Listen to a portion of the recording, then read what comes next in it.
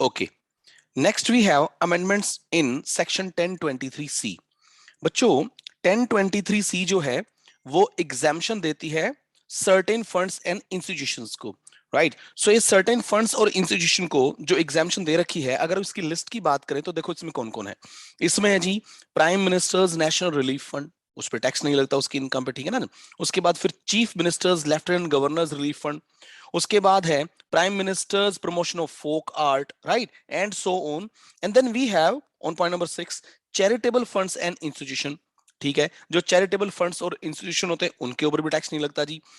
And on 7th point we have universities and educational institution which are financed by government with annual receipts not exceeding, पहले यहां पे 1 करोड़ था, अब यहां पे 5 करोड़ कर दिया, ठीक है जी। सिमिलरली पॉइंट नंबर 8 पे एनी हॉस्पिटल्स और institution which are financed by government with the annual receipts not exceeding 5 crore, वो भी पहले 1 करोड़ था, 5 करोड़ कर दिया इन्होंने। इसका मतलब ये है कि अगर कोई यूनिवर्सिटी या कोई एजुकेशनल इंस्टीट्यूशन है या कोई हॉस्पिटल है या कोई और इंस्टीट्यूशन है which are financed by government of India, जिसमें गवर्नमेंट ऑफ इंडिया का पैसा लगा हुआ है, और उनकी एनुअल रिसीप्ट्स की अगर हम बात करें, देखो अब ये यूनिवर्सिटी है या फिर ये एजुकेशनल इंस्टीट्यूशन है या फिर ये हॉस्पिटल्स हैं, इनके पास कलेक्शन तो आता ही होगा, फीस तो ये लेते ही होंगे ना। सो अगर इनकी जो रिसीप्ट्स हैं पूरे साल में, अगर वो 5 करोड़ तक भी रहेंगी ना, तो भी इनके ऊपर टैक्स नहीं लगेगा, इनको एग्जाम्पशन मिल जाएगी, ठीक है ना। पहले ये लिमिट 1 करोड़ की हुआ करती थी, अब ये लिमिट 5 करोड़ की कर दी गवर्नमेंट ने। इसका मतलब ये है कि these universities and educational institutions, hospitals and institutions which are financed by government of India will avail this exemption so long as their turnover doesn't exceed 5 crore, ठीक है जी। और ये 5 करोड़ जो है ये कितने से बढ़ा के किया गया है सर, ये पहले 1 करोड़ था, अब कितना हो गया है, 5 करोड़ हो गया, ठीक है ना। Okay, so this is that amendment in terms of turnover, ठीक है जी। आगे इसमें कुछ छोटे छोटे पॉइंट्स और ऐड हुए हैं, एक बार उनको और देखते हैं जाके,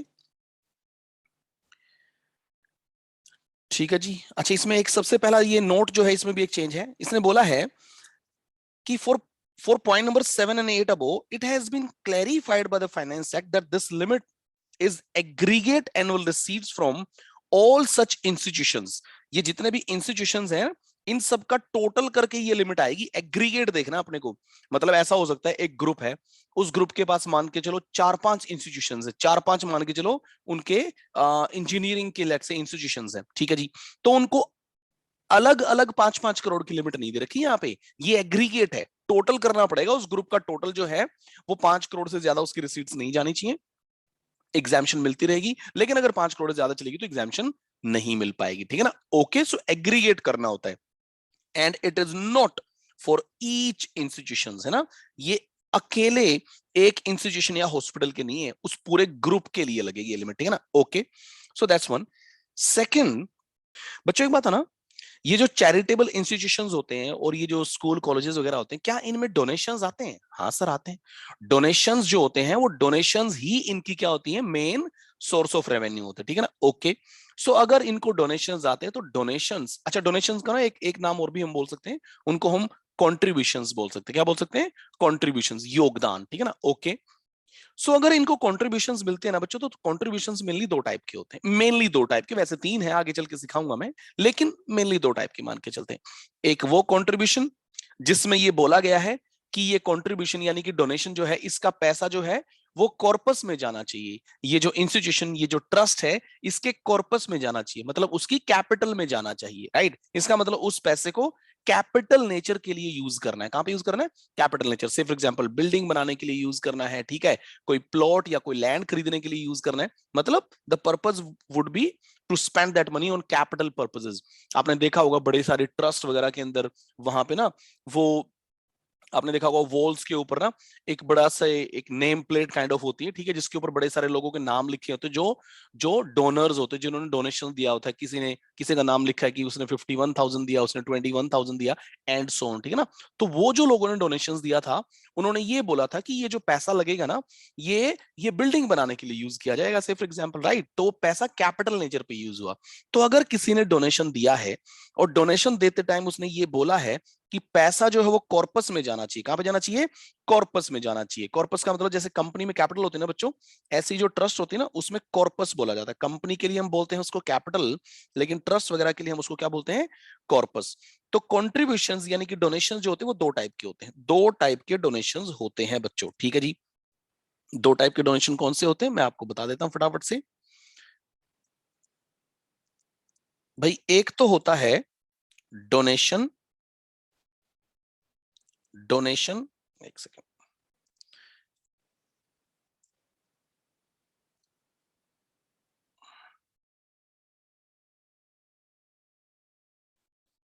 डोनेशन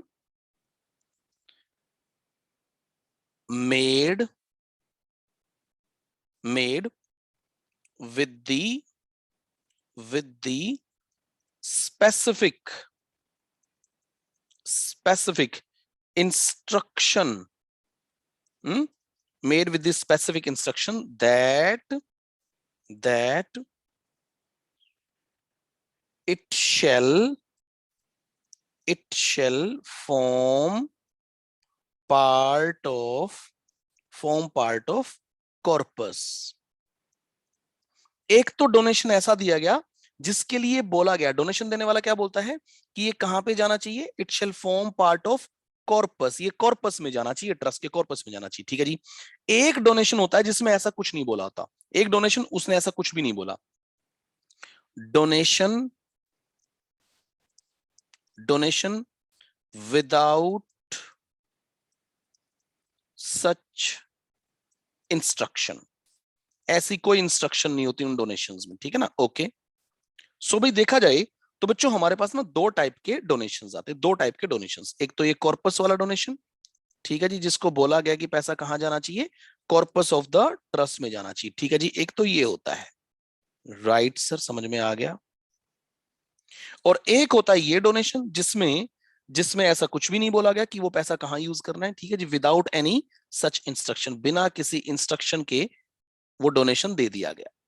ट्रस्ट उस पैसे को जहां मर्जी चाहे यूज कर सकती, ठीक है ना, वो ट्रस्ट की इच्छा, उसको कहां पे यूज करना, ठीक है जी, ओके। सो ये जो कॉर्पस वाले डोनेशंस है ना बच्चों, कॉर्पस वाले डोनेशंस, ये वाले कॉर्पस वाले डोनेशंस, इसको आगे से हम बोलते हैं लेट्स से कॉर्पस डोनेशंस। ये लो जी, these are what, corpus donations, corpus donations, ठीक है।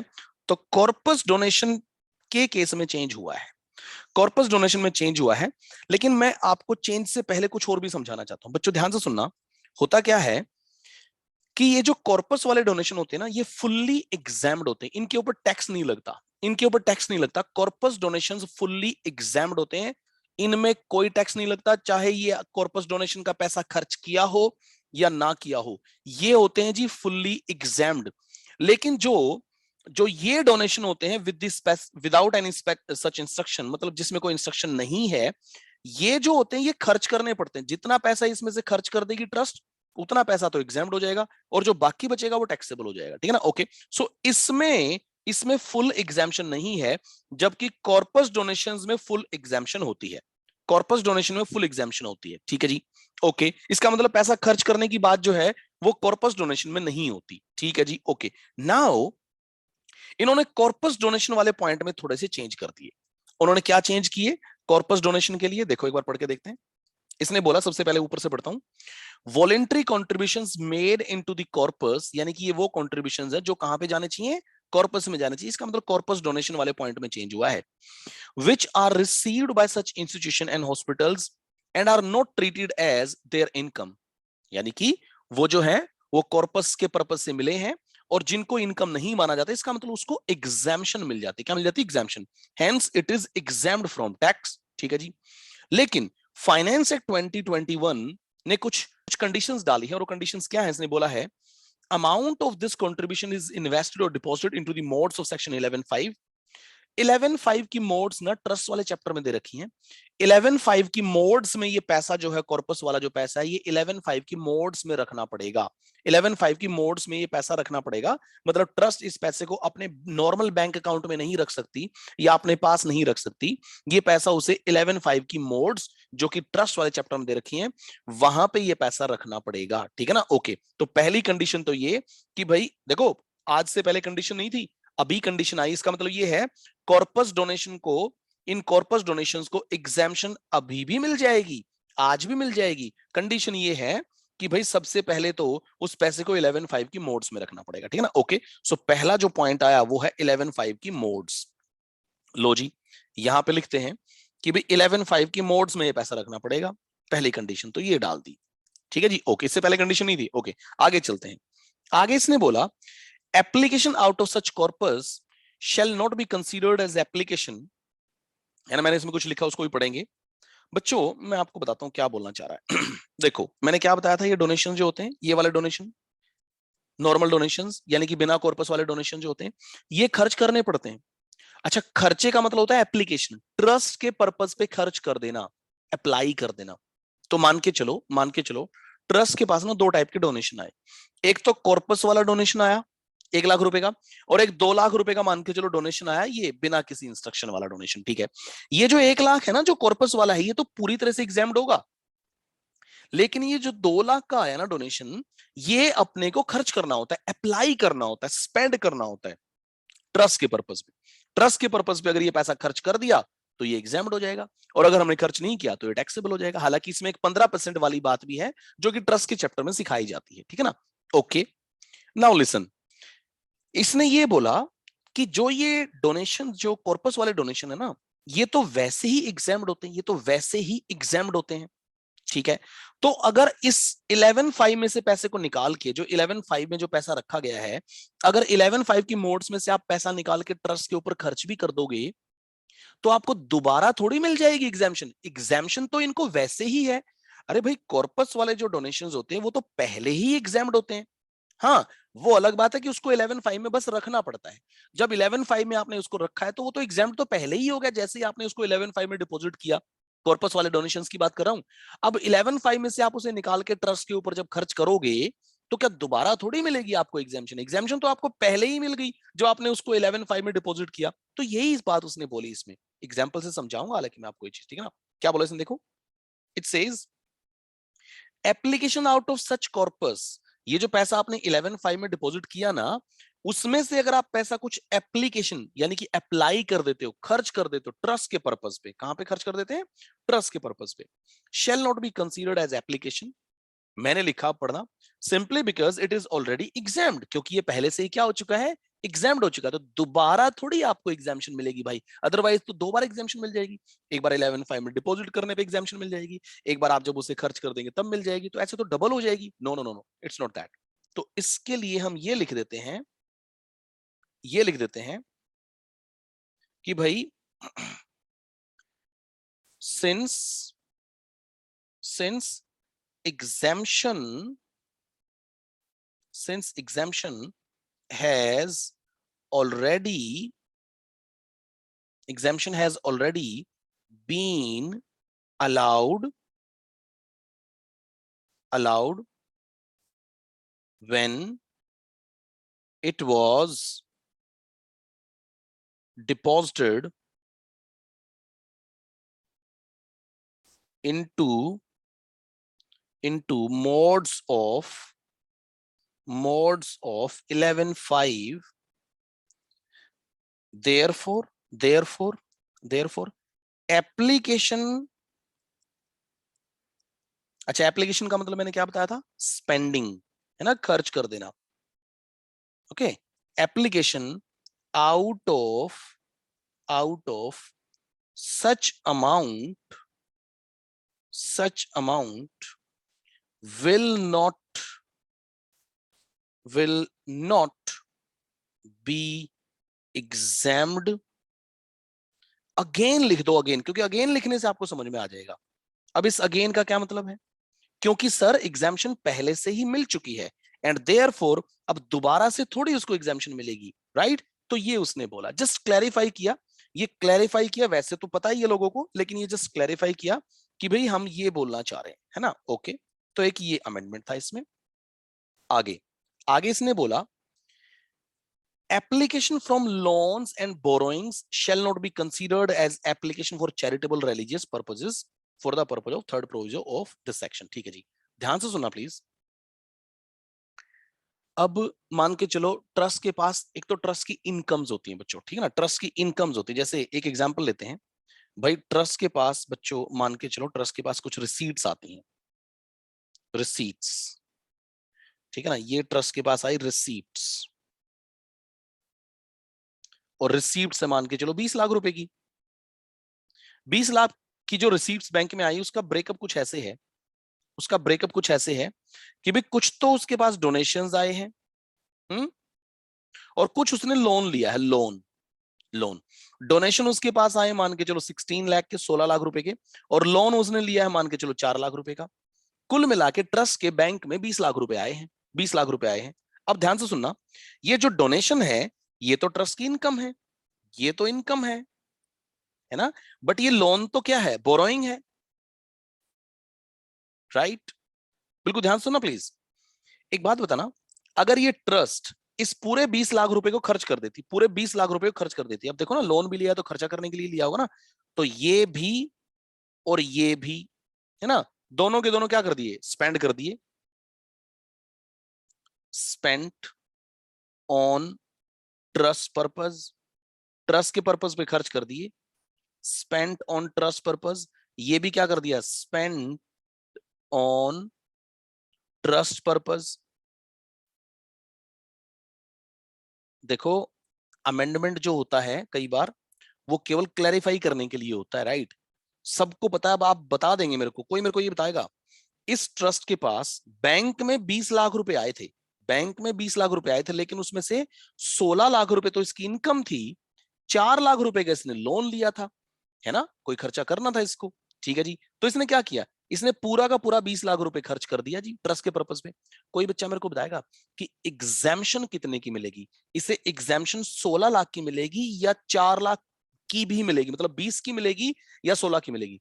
सर 4 लाख रुपए की थोड़ी एग्जाम्शन मिलेगी, 4 लाख इसकी इनकम ही नहीं है जो एग्जाम्ड होगी। अरे भाई कोई चीज इनकम होगी तभी तो एग्जाम्ड होगी, लोन इनकम थोड़ी है, लोन तो बोरोइंग है, ये तो वापस करना पड़ेगा अपने को, राइट? एंड देयरफॉर इस ट्रस्ट को एग्जाम्शन मिलेगी केवल जो इनकम खर्च कर दी उसकी, लोन को अगर खर्च कर दिया आपने तो उसको एप्लीकेशन थोड़ी माना जाएगा, उसकी एग्जाम्शन नहीं मिलेगी।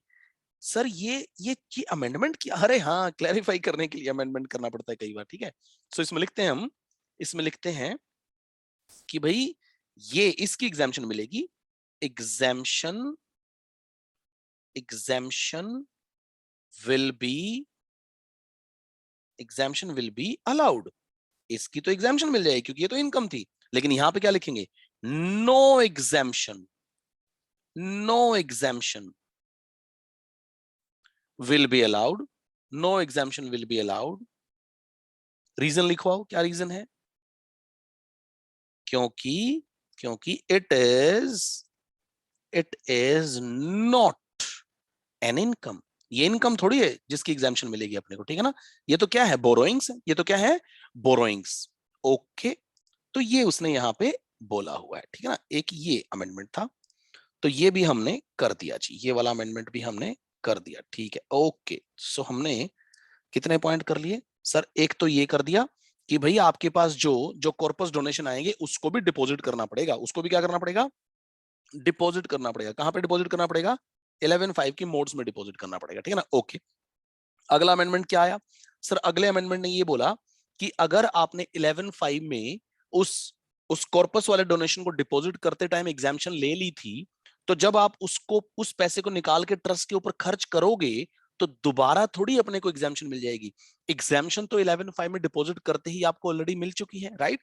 तो दोबारा हमें एग्जाम्शन नहीं मिलेगी। एक ये अमेंडमेंट था बच्चों, ये पहला अमेंडमेंट, ये दूसरा अमेंडमेंट, ठीक है ना। ओके, और तीसरे का तो हमने एग्जाम्पल कर लिया काइंड ऑफ,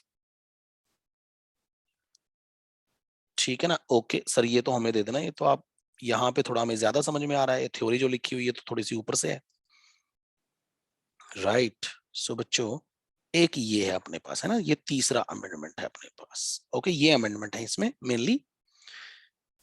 ओके, आगे देखते हैं जी क्या है। आगे इसने बोला payment to other, payment to other exempt entities out of accumulated income will not be treated as application. हाँ, अगर मान के चलो एक ट्रस्ट ने क्या किया, पैसा जो है वो उठा के 11.5 की मोड्स में डिपॉजिट कर दिया, 11.5 की मोड्स में डिपॉजिट कर दिया, या फिर एक और सेक्शन होती है सेक्शन 11.2, उसमें ना पैसा एक्यूमुलेट हो जाता है। क्या हो जाता है? एक्यूमुलेट होने का मतलब होता है कि आज मान के चलो हम पैसा खर्च नहीं कर रहे या नहीं कर पा रहे, तो उस पैसे को हम फ्यूचर में खर्च करेंगे। ऐसा हम गवर्नमेंट को जाके बोल देते हैं एक फॉर्म भर के कि सर हम उस पैसे को एक्यूमुलेट करना चाहते हैं, हम उसे कैरी फॉरवर्ड करना चाहते हैं, अगले सालों में हम उसको आगे चल के यूज करेंगे सर, अभी इस साल में हम उसको यूज नहीं करना चाहते। उसको बोला जाता है बच्चों एक्यूमुलेशन। क्या बोलते हैं उसको? एक्यूमुलेशन। आपने एक्यूमुलेट कर दिया उसको, फ्यूचर ईयर्स में जाके खर्च करने के लिए आपने उसे एक्यूमुलेट कर दिया। तो अगर आपने किसी पैसे को फ्यूचर ईयर्स में जाके एक्यूमुलेट करने के लिए पैसे को उठा के रख लिया, आपने 11.5 की मोड्स में रख लिया, ठीक है ना, और 11.5 में से आपने उठा के वो पैसा किसी दूसरी ट्रस्ट को डोनेट कर दिया, मतलब आप तो यहां पे गेम खेलने लगे। आपके पास पैसा आया, आपने 11.5 में रख लिया, 11.5, अच्छा 11.5 में जो आपने पैसा रखा ना, उसका टाइम लिमिट होता है बच्चों, उसका टाइम लिमिट होता है कि उतने दिन के अंदर अंदर आपको उस पैसे को खर्च करना पड़ेगा, और जो कि 5 साल का होता है। 5 साल में अगर आप उस पैसे को खर्च कर दोगे तो ठीक है, नहीं तो गवर्नमेंट ने जो आपको एग्जाम्शन दी थी ना, वो एग्जाम्शन आपसे छीन लेगी गवर्नमेंट, और आपके ऊपर टैक्स लग जाएगा, ठीक है ना। ओके, सो 5 साल खत्म होने को आए, एक ट्रस्ट ने क्या किया, उसे दूसरे ट्रस्ट को डोनेट कर दिया, दूसरी ट्रस्ट ने भी उसे एक्यूमुलेट कर दिया, उसने भी 5 साल का टाइम मांगा, ठीक है, 5 साल के बाद उसने भी क्या किया, उसने फिर उसी दूसरी ट्रस्ट को गिफ्ट कर दिया, वापस से डोनेट कर दिया। ऐसे तो गेम बना लेंगे ये, राइट। एंड देयरफॉर गवर्नमेंट ने बोला कि भी payment to other entities out of accumulated income will not be treated as application. अगर आपने कोई पैसा एक्यूमुलेट कर दिया, एक्यूमुलेट करने के बाद आप अगर उसे किसी दूसरी ट्रस्ट को डोनेट कर दोगे ना, तो फिर एग्जाम्शन नहीं मिलेगी, राइट। जो एग्जाम्शन आपको मिली हुई थी, इनफैक्ट वो भी आपसे छीन ली जाएगी, और आपको उसके ऊपर टैक्स देना पड़ेगा। क्या देना पड़ेगा? टैक्स देना पड़ेगा, ठीक है जी, ओके। अगला अगला पॉइंट इसमें आया है, अगला पॉइंट इसमें है, for computation of income required to be applied or accumulated during the previous year, no set off of deduction or allowance of any excess application of the previous year preceding to the previous year shall be allowed. कुछ वैसे समझ में आता है ये जब हम पढ़ते हैं इसको? नहीं सर, ऐसे तो हमारे ऊपर से जाता है, तो इसीलिए तो फायदा होता है, इसीलिए तो टीचर का फायदा होता है। टीचर क्या करता है? आपके लिए सारी की सारी चीजें आसान बना देता है, आपको एग्जाम्पल्स के थ्रू समझा देता है, राइट। सो बच्चों, ये जो अमेंडमेंट्स हम बनाते हैं ना, ये जो आप लोगों को हम जो जो क्लासेस देते हैं, राइट, इसमें मेहनत तो होती है हमारी, राइट। ओके, सो बच्चों, ये अमेंडमेंट करने के बाद क्या ये मेरे को बोलना पड़ेगा कि आपको चैनल भी सब्सक्राइब करना चाहिए? नो, आपने किया है? हाँ सर, ऑलरेडी यस, हमने कर रखा है, ठीक है। नहीं किया तो कर दो, नालायकों, बड़ी काम की चीजें आती हैं, राइट, सो दैट आपको नोटिफाई हो जाए। आप बड़े सारे न्यूज चैनल्स को सब्सक्राइब कर देते हो, राइट, वो न्यूज काम नहीं आने वाली, ये चीज काम आएंगी, आपके अमेंडमेंट्स, राइट, ये आपके आपके कोर्स, आपके प्रोफेशन से जुड़ी हुई चीजें, राइट। सो मेरे को बोलना नहीं चाहिए, आपने ऑलरेडी कर दिया होगा, नहीं किया तो चैनल को फटाफट से सब्सक्राइब करें अभी, राइट, थैंक्स। ठीक है जी, तो देखो इसमें क्या बोला उसने बोला फॉर computation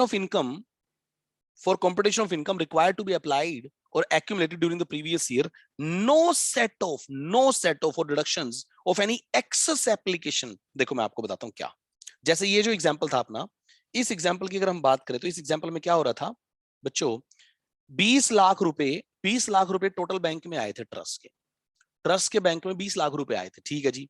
अब उस 20 लाख में से 16 लाख रुपए का तो क्या आया था, उसके पास डोनेशंस थे, 4 लाख रुपए का उसने लोन ले रखा था, ठीक है जी, ओके। अब ध्यान से देखना, उसने खर्च कितने किए थे? सर उसने खर्च तो, आपने बोला कि खर्च तो उसने पूरे 20 लाख कर दिए थे, लेकिन देखो इसने कितने खर्च कर दिए थे, इसने 20 लाख रुपए खर्च कर दिए थे, कोई मेरे को बताएगा?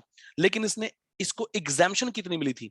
इसको एग्जाम्शन मिली थी केवल कितने की? 16 लाख रुपए की, ठीक है जी। 4 लाख रुपए, 4 लाख रुपए ध्यान से देखना, उसने खर्च भी कर दिए लेकिन एग्जाम्शन नहीं मिली। ये जो 4 लाख है, ये उसने खर्च तो कर दिया ना, लेकिन इसकी एग्जाम्शन नहीं मिली ना उसे। क्यों नहीं मिली एग्जाम्शन? क्योंकि सर ये इनकम था ही नहीं, ये इनकम था ही नहीं। देखो ना, ये तो क्या था, लोन का पैसा था, ये तो इनकम था ही नहीं। इनकम होता तो एग्जाम्शन मिलती, है तो इनकम था ही नहीं, राइट। अब ध्यान से सुनना, अब इसने ये 4 लाख रुपए यहां खर्च तो कर दिया, लेकिन एग्जाम्शन नहीं मिली, ठीक है जी। अब ध्यान से सुनना, अब ध्यान से सुनना, अगले साल में जाके, अगले साल में जाके ये मान के चलो एक नेक्स्ट ईयर आ गया इसका, नेक्स्ट ईयर, ये नेक्स्ट ईयर है जी, next year, sorry, next year. अब इस साल में क्या हो रहा है बच्चों, इस साल में मान के चलो इसके पास डोनेशंस आए, इसके पास फिर से डोनेशंस आए, डोनेशंस आए, और वो डोनेशंस है मान के चलो इस साल में 30 लाख के, 30 लाख रुपए के डोनेशंस आए, ठीक है जी। इन डोनेशंस में से उसने खर्च कर दिया, स्पेंट, इसने खर्च कर दिया जी मान के चलो 20 लाख रुपए, 20 लाख रुपए खर्च कर दिया। और वो ये बोलता है, ये जो 4 की आपने मेरे को पिछले साल एग्जामिशन नहीं दी ना, ये जो आपने 4 की मेरे को पिछले साल एग्जामिशन नहीं दी थी, मैं ये भी लूंगा। पास्ट, पास्ट एक्सेस एप्लीकेशन, मैंने पिछले सालों में ये 4 लाख रुपए खर्च किया था, जिसकी आपने मेरे को एग्जामिशन नहीं दी थी।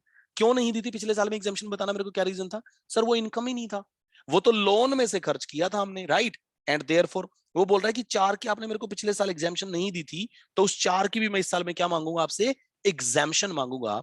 इन्होंने बोला नहीं भाई देखो, पिछला साल था, ये एक अलग साल है, हम इन सालों को आपस में ओवरलैप नहीं करेंगे। ये 4 लाख जो है, जो आपका पिछले साल का, आप ये बोल रहे हो कि आपने ज्यादा अप्लाई कर दिया था, क्योंकि आपने देखो आपको एग्जामिशन मिली केवल कितने की, 16 की, लेकिन आपने खर्च तो 20 लाख किया था ना।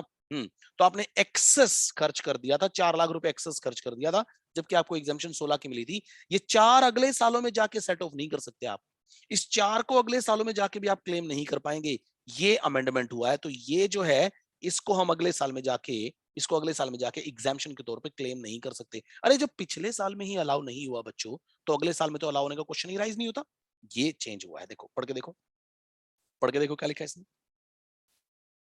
इसने बोला है for competition of income required to be applied, है ना, income required to be applied और accumulated during the previous year, no set off और deduction of excess application of the preceding years shall be allowed. पिछले सालों में जो आपने ज्यादा खर्च कर दिया ना, उसकी इस साल में आप एग्जामिशन नहीं ले सकते।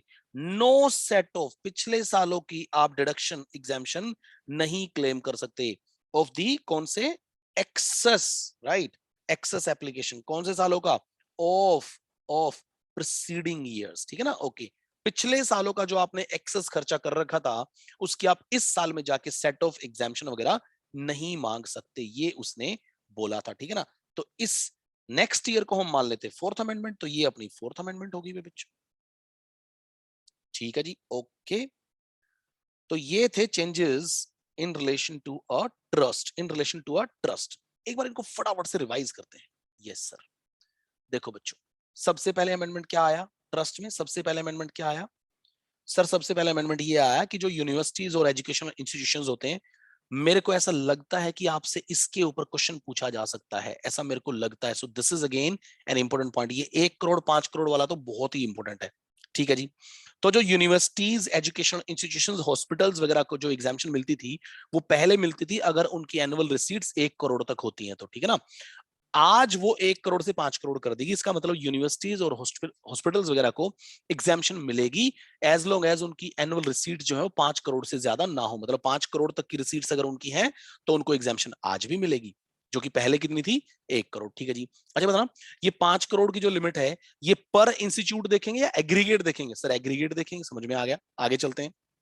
एक बात है ना, डोनेशन मैंने वैसे मेनली आपको कितने टाइप के बताए सर, मेनली 2 टाइप के आपने बताए, एक तो कॉर्पस वाला डोनेशन ये रहा, और एक नॉर्मल डोनेशन, ठीक है जी। कॉर्पस वाला डोनेशन एग्जाम्ड होता है, चाहे पैसा खर्च करो या ना करो, ये एग्जाम्ड होता है, ठीक है जी। लेकिन ये जो अदर डोनेशन होते हैं बच्चों, ये खर्च करने पड़ते हैं, अगर आप इसको खर्च कर दोगे तो एग्जामिशन मिल जाएगी, खर्च नहीं करेंगे तो एग्जामिशन नहीं मिलेगी, ठीक है जी। अब कॉर्पस डोनेशन में पहले कोई कंडीशन नहीं होती थी, ये एग्जाम्ड होता था, एग्जाम्ड होता था, ठीक है। कॉर्पस डोनेशन वैसे होते कौन से सर, कॉर्पस डोनेशन वो होते जिसमें जिसमें डोनेशन देने वाला ऐसी इंस्ट्रक्शन देता है कि ये कॉर्पस में जाना चाहिए, मेरा पैसा कहां पे जाना चाहिए, कॉर्पस, ठीक है जी, ओके।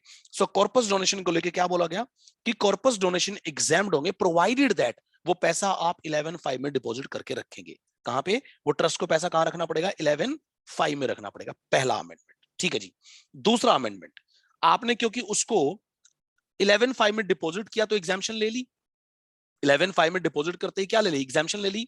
तो क्या जब आप 11(5) से उसे बाहर निकाल के ट्रस्ट के ऊपर खर्च करेंगे तो क्या दोबारा एग्जाम्शन लेंगे क्या, सर नहीं, दोबारा एग्जामिशन नहीं लेंगे। तो ऐसा भी लिख दिया गया है इस सेक्शन में, ऐसा भी लिख दिया गया। तीसरा क्या बताया उसने?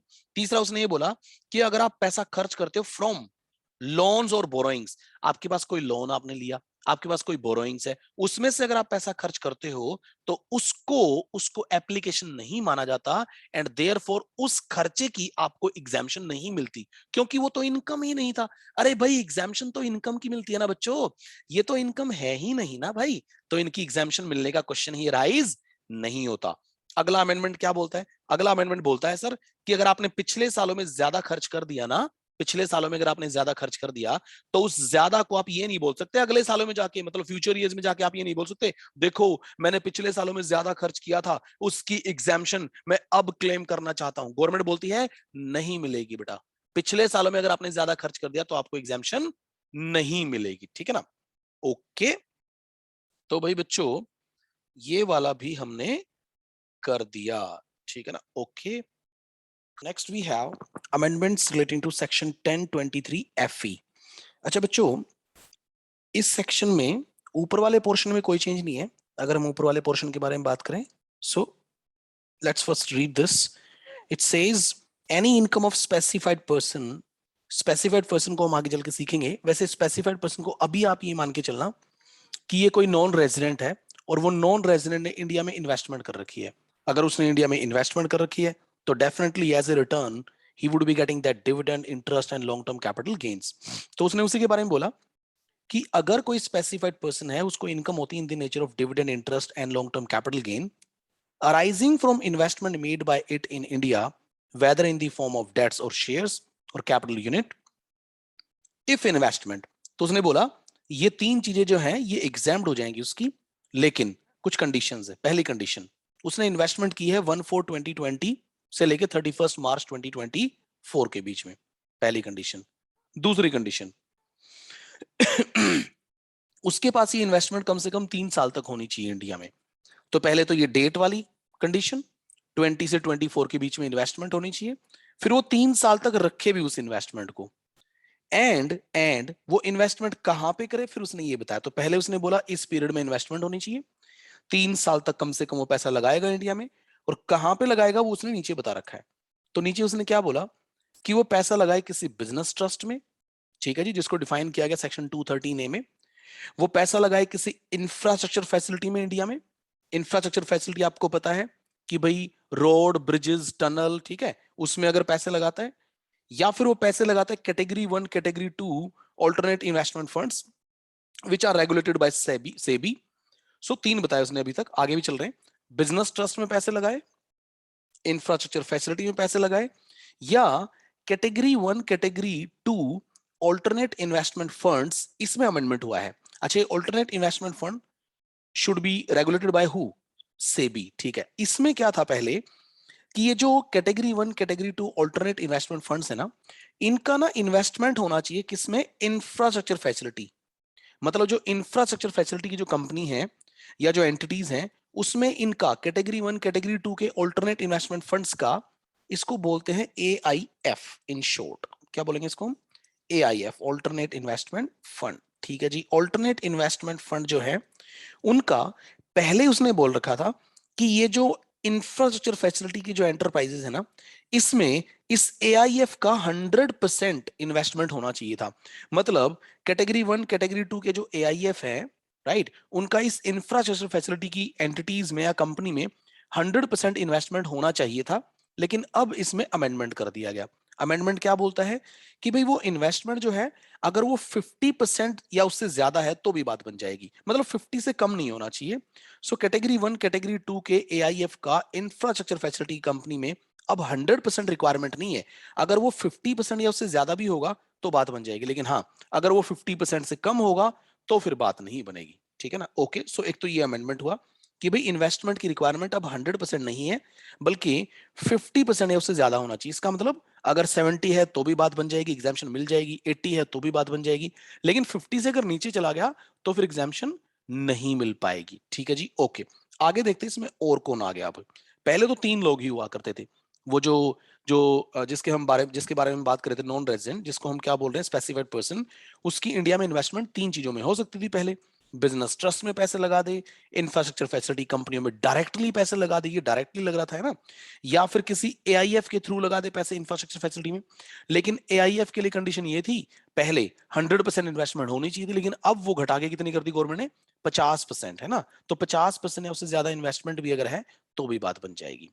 नेक्स्ट, अब इस लिस्ट में कुछ और लोग भी आ गए हैं, कुछ और लोग भी आ गए। देखो सबसे पहले उसने क्या बोला कि भाई एक डोमेस्टिक कंपनी, क्या बोला उसने, एक डोमेस्टिक कंपनी जिसको रजिस्टर्ड और सेटअप किया गया ओनर आफ्टर 1421, इस डेट के बाद उस कंपनी को लगाया गया है, बनाया गया है, इनकॉर्पोरेट किया गया है, हैविंग मिनिमम 75% इन्वेस्टमेंट, ये 75 याद रखना है, in one or more of the companies or enterprises or the entities refer to in item number B, वही अगेन वही चीज।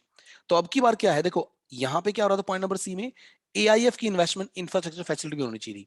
अब उसने क्या बोला, डोमेस्टिक कंपनी की इन्वेस्टमेंट इंफ्रास्ट्रक्चर फैसिलिटी कंपनी में होनी चाहिए। लेकिन डिफरेंस ये है, ऊपर एआईएफ के लिए 50% की रिक्वायरमेंट थी, लेकिन यहां पे डोमेस्टिक कंपनी के लिए 75% की रिक्वायरमेंट है। इसका मतलब ये है कि वो जो स्पेसिफाइड एंटिटीज हैं, जो स्पेसिफाइड पर्संस हैं, वो अगर बिजनेस ट्रस्ट में पैसे लगाएंगे तो भी उनको एग्जाम्पशन मिलेगी, इंफ्रास्ट्रक्चर फैसिलिटीज में डायरेक्टली पैसे लगाएंगे तो भी उनको एग्जाम्पशन मिलेगी, कैटेगरी 1 कैटेगरी 2 के ऑल्टरनेट इन्वेस्टमेंट फंड के थ्रू इंफ्रास्ट्रक्चर फैसिलिटी में लगाएंगे तो भी एग्जाम्पशन मिलेगी, किसी डोमेस्टिक कंपनी के थ्रू इंफ्रास्ट्रक्चर फैसिलिटी में पैसे लगाएंगे तो भी एग्जाम्पशन मिलेगी, लेकिन रिक्वायरमेंट 75% इन्वेस्टमेंट होनी चाहिए डोमेस्टिक कंपनी की उस इंफ्रास्ट्रक्चर फैसिलिटी की एंटिटीज में। ठीक है जी, आगे आगे उसने बोला कि वो जो स्पेसिफाइड फंड्स हैं वो किसी नॉन बैंकिंग फाइनेंशियल कंपनी, है ना, एनबीएफसी, किसी नॉन बैंकिंग फाइनेंशियल कंपनी में पैसे लगाते हैं। लेकिन इस एनबीएफसी के लिए क्या बोला, उसने बोला हैविंग, ये एनबीएफसी के बारे में बोल रहा है, हैविंग मिनिमम 90% 90% लैंडिंग किसमें, उसी इंफ्रास्ट्रक्चर फैसिलिटी वाली कंपनी में। देखो इसने क्या बोला, इसने बोला कि minimum 90% landing to one or more of the companies or enterprise or the entities refer to in item number B, again फिर से वही बी, यानी कि ये भी इनडायरेक्टली पैसा लग रहा है इंफ्रास्ट्रक्चर फैसिलिटी में, लेकिन अब की बार लग रहा है एनबीएफसी के थ्रू। किसके थ्रू लग रहा है, एनबीएफसी। तो अब देखो कितने जने हो गए हमारे पास, वापस चलते हैं। देखो हमारे पास पहले पहले इस लिस्ट में थे हमारे पास, पहले नंबर पे बिजनेस ट्रस्ट में पैसे लगाए तो भी एग्जाम्पशन मिलेगी, दूसरे नंबर पे इंफ्रास्ट्रक्चर फैसिलिटीज में डायरेक्टली पैसे लगाए तो भी एग्जाम्पशन मिलेगी, कैटेगरी 1 कैटेगरी 2 के एआईएफ के थ्रू पैसे लगाए तो भी एग्जाम्पशन मिलेगी। अब दो नए आ गए, दो नए कौन आए जी, एक डोमेस्टिक कंपनी आ गई, डोमेस्टिक कंपनी के थ्रू पैसे लगाए तो भी एग्जाम्पशन मिलेगी, लेकिन डोमेस्टिक कंपनी का इन्वेस्टमेंट कितना होना चाहिए, 75%। ठीक है जी, एक एनबीएफसी के थ्रू पैसे लगाए तो भी एग्जाम्पशन मिलेगी, ठीक है ना, ओके। लेकिन एनबीएफसी के लिए क्या कंडीशन रखी कि भाई एनबीएफसी ने कम से कम 90% लोन दे रखा हो, किसको, इंफ्रास्ट्रक्चर फैसिलिटी वाली एंटिटीज को या एंटरप्राइजेस को, ठीक है, ओके। तो दो नई चीजें आई, दो नई चीजें आई, और एक चेंज ये हुआ कि एआईएफ जो था ना, ऑल्टरनेट इन्वेस्टमेंट फंड जो थे, उनका पहले 100% इन्वेस्टमेंट होना चाहिए था इंफ्रास्ट्रक्चर फैसिलिटीज की एंटिटीज में। अब वो कम करके इन्होंने कर दिया कि भाई 50% है, उससे ज्यादा होना चाहिए, लेकिन 50 से नीचे हो गया तो फिर एग्जाम्पशन नहीं मिल पाएगी, ठीक है ना, ओके। इसने ये बोला। अब इसमें कुछ और छोटे छोटे अमेंडमेंट्स भी हुए। अच्छा, स्पेसिफाइड एंटिटी को पढ़ते हैं एक बार, स्पेसिफाइड स्पेसिफाइड पर्सन को पढ़ते हैं कि स्पेसिफाइड पर्सन कौन होता है। ठीक है जी, देखो उसने क्या बोला, ये स्पेसिफाइड पर्सन वो है जिसको एग्जाम्पशन मिलती है, ठीक है ना, ओके। कौन कौन होगा ये, इसने बोला है कि भाई स्पेसिफाइड पर्सन का मतलब है 100% सब्सिडरी ऑफ अबू धाबी, यानी कि जो जो यूएई जो कंट्री है, राइट, उसकी 100% सब्सिडरी। लेकिन अबू धाबी में कौन, आबू धाबी इन्वेस्टमेंट अथॉरिटी, ये जो आबू धाबी की जो इन्वेस्टमेंट अथॉरिटी है, यानी कि वहां की जो गवर्नमेंट है, राइट, उसकी कोई 100% सब्सिडरी स्पेसिफाइड पर्सन मानी जाएगी। इसका मतलब ये है आबू धाबी इन्वेस्टमेंट अथॉरिटी की जो 100% कोई कंपनी होगी ना, राइट, जो यूएई में रजिस्टर्ड होगी, कहां पे रजिस्टर्ड होगी बच्चों, यूएई में, अगर वो इंडिया में पैसा लगाएगी तो उसे स्पेसिफाइड पर्सन माना जाएगा, ठीक है ना। आबू धाबी इन्वेस्टमेंट अथॉरिटी की कंपनी जो कि रजिस्टर्ड कहां पे होगी, यूएई में होगी, राइट, और इसमें इसमें गवर्नमेंट का पैसा लगा होगा, कौन सी गवर्नमेंट का, यूएई गवर्नमेंट का पैसा लगा होगा, राइट। तो उसको इंडिया में अगर वो इन्वेस्टमेंट करेगा तो उसे स्पेसिफाइड पर्सन माना जाएगा, ठीक है जी, पहला। दूसरा, कोई सॉवरेन वेल्थ फंड हो, राइट, उसके बारे में उसने क्या बताया, विच सेटिस्फाई द फॉलोइंग कंडीशंस, कोई और किसी और कोई और फॉरेन कंट्री का सॉवरेन वेल्थ फंड, क्या बोला इसने, इसने बोला 100% owned by government of foreign country. देखो यहां तो क्या था, स्पेसिफिकली यूएई था, अब यहाँ पे क्या बोल रहा है, कोई और फॉरेन कंट्री, उसका क्या, सोवरेन वेल्थ फंड, ठीक है जी, इट इज सेटअप। पहली कंडीशन तो क्या, उसमें 100% पैसा किसी फॉरेन कंट्री की गवर्नमेंट का होना चाहिए, ठीक है जी। आगे इसने क्या बोला, आगे इसने बोला it is setup and regulated under the law of that foreign country, ये फॉरेन कंट्री के लॉ के हिसाब से बना हो, जैसे वो अबू धाबी की जो कंपनी थी, राइट, अबू धाबी वो यूएई के लॉ के हिसाब से बनी और यूएई में ही क्या हो, रजिस्टर्ड हो। सिमिलरली यहाँ पे भी उसने क्या बोला, सोवरेन वेल्थ फंड जो होगा वो फॉरेन गवर्नमेंट का उसमें पैसा लगा हो 100%, वो किसी फॉरेन कंट्री के लॉ के हिसाब से रेगुलेट होता हो। आगे उसकी जो अर्निंग्स है ना, earnings of the said fund are credit to the account of said foreign government. ये जो सोवरेन वेल्थ फंड है, इसका जितना भी, इसकी जितनी भी अर्निंग्स आएंगी वो फॉरेन गवर्नमेंट को ही जाएंगी, क्योंकि देखो फॉरेन गवर्नमेंट का ही तो फॉरेन गवर्नमेंट को ही जाएंगी, ठीक है, तो अर्निंग भी फॉरेन गवर्नमेंट को जाएंगी। क्या क्या कंडीशन हुई, पूरी तरह से उसमें फॉरेन गवर्नमेंट का पैसा लगा हो, पहली कंडीशन, वो फॉरेन कंट्री के लॉ के हिसाब से रेगुलेट होता हो, दूसरी कंडीशन, तीसरी उसकी पूरी की पूरी अर्निंग जो है फॉरेन गवर्नमेंट को जाएंगी, ठीक है जी, उसकी असेट्स का कल को जब बंटवारा होगा तो वो भी फॉरेन गवर्नमेंट को जाएगा, चौथी कंडीशन, सोवरेन वेल्थ फंड के बारे में बात कर रहे हैं, ठीक है जी, ओके। आगे प्रोवाइडेड दैट प्रोविजंस ऑफ 3 और 4, ऊपर वाला 3 और 4 अर्निंग फॉरेन गवर्नमेंट को जाएगी, ठीक है ना, और उसने क्या बोला था, और असेट्स जो वो भी फॉरेन गवर्नमेंट को जाएंगी, ये वाली बात इसके बारे में बोल रहा है। इन दो के ऊपर कुछ कुछ अमेंडमेंट आया, क्या बोलता है वो, provided that provisions of 3 and 4 shall not apply to any payment made to creditor depositor for the loan taken or borrowing for the purpose other than the making investment in India। देखो इसके लिए मैंने कुछ लिखा है, इसके लिए मैंने कुछ लिखा, अच्छा मैंने हिंदी में भी लिखा हुआ है यहाँ पे या सो आइए देखते हैं क्या लिखा है। सो होता क्या है, देखो इसने क्या बोला था, एक सेकंड, हम क्या पढ़ रहे हैं, हम पढ़ रहे थे सोवरेन वेल्थ फंड क्या होता है। सोवरेन वेल्थ फंड पहले नंबर पे क्या बोला उसने, वो जिसमें फॉरेन गवर्नमेंट का 100% पैसा लगा हो, वो किसी फॉरेन लॉ से चलता हो, ठीक है जी, उसका पूरा पैसा अर्निंग्स फॉरेन गवर्नमेंट को जाएंगी, उसकी असेट्स का बंटवारा भी फॉरेन गवर्नमेंट के हिस्से जाएगा, ठीक है ना, ओके। अब इसने कुछ बोला, इट मींस, मैंने लिखा देखो सिंप्लीफाइड करके, it means if payments are made to if payments are made for general purpose loan which are not taken for investing in India, then it will not be disallowed this exemption। होता क्या है, उसने ये बोला था ना कि भाई उसकी जो अर्निंग्स होंगी ना, वो अर्निंग फॉरेन गवर्नमेंट को जानी चाहिए। अब देखो अर्निंग्स जो हैं वो फॉरेन गवर्नमेंट को ना जाके अगर उन अर्निंग्स को लोन चुकाने में यूज कर लिया जाए, देखो उस वो जो सोवरेन वेल्थ फंड है उसकी अर्निंग्स, वैसे नॉर्मल रूल ये बोलता है कि उसकी अर्निंग गवर्नमेंट के पास जानी चाहिए, फॉरेन गवर्नमेंट के पास जानी चाहिए, लेकिन अगर उसकी अर्निंग्स को लोन चुकाने में, उसने मान के चलो कोई लोन ले रखा था, ठीक है ना, ओके, अगर लोन चुकाने में उसकी अर्निंग्स को यूज कर लिया जाएगा तो क्या कंडीशन टूट जाएगी क्या, और अगर कंडीशन टूट गई तो क्या एग्जाम्पशन छिन जाएगी क्या इंडिया में, उसके लिए है ये पॉइंट। देखो इसने क्या बोला, इसने बोला it means if payments are made for general purpose loan which are not taken for making investment in India, then it will not be disallow this exemption।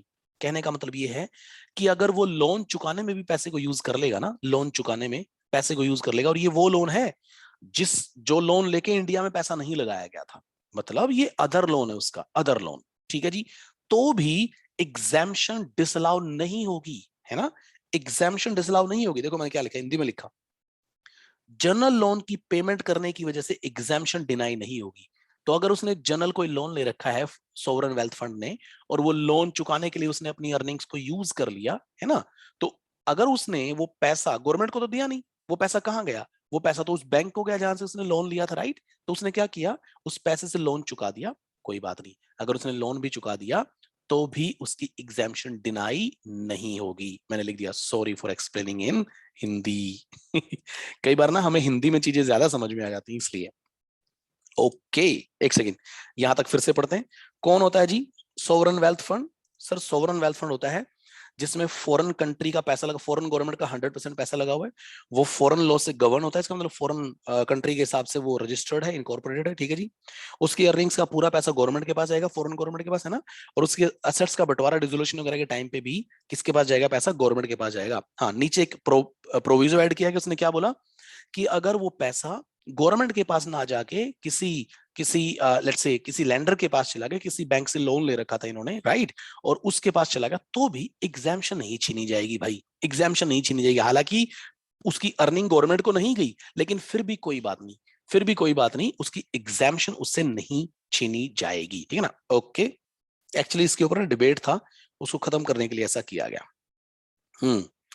It does participate, it does participate in day-to-day operations of investee, but the monitoring mechanism to protect the investment which the investee, including the right to appoint directors or executive director, shall not be considered as participating in day-to-day operations। वो एक आम सी बात बताई उसने बोला कि वो day to day operation, पहले क्या था कि डे टू डे ऑपरेशंस में पार्टिसिपेट नहीं कर सकता था। कौन? ये सॉवरन वेल्थ फंड जो है ना, वो इंडिया में जहां पे पैसा लगाता है उसके डे टू डे ऑपरेशंस में पार्टिसिपेशन नहीं था अलाउ उसको। लेकिन अब इसने बोला कि वो डे टू डे ऑपरेशंस छोड़ो, लेकिन वो पार्टिसिपेट कर सकता है। डे टू डे ऑपरेशंस नहीं बोला इसने क्या बोला?